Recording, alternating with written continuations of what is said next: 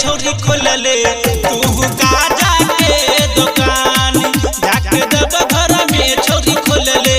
तू गाजा के दुकान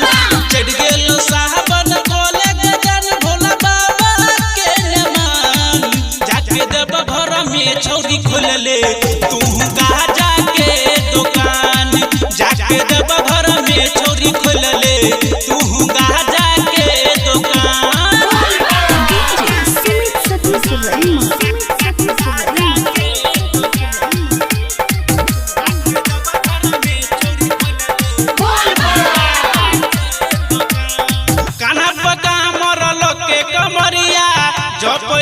बोल बम गे 24 घंटा खोली के रखी है बढ़िया नहीं बंद गे कान्हा पका मरल के कमरिया जप छई बोल बम गे 24 घंटा खोली के रखी है बढ़िया नहीं बंद गे लागे छो हमारा चौकी पर तोहर लगी कई छौ समान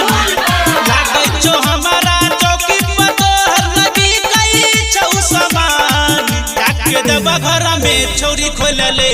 तू गाजा के दुकान जाके जब घर में छोरी खोलले तू गाजा के दुकान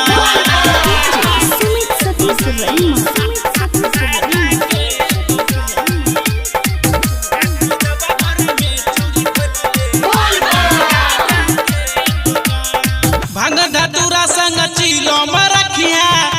है पूरा सेट गे नंबर में लागल रहतो भगत करत सब वेट गे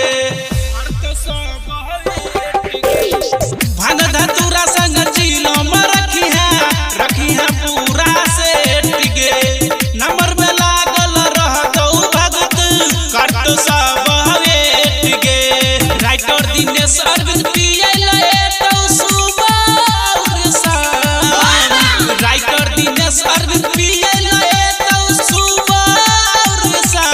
घर में छोरी खोलले तू गाजा के दुकान जाके जब घर में छोरी खोलले तू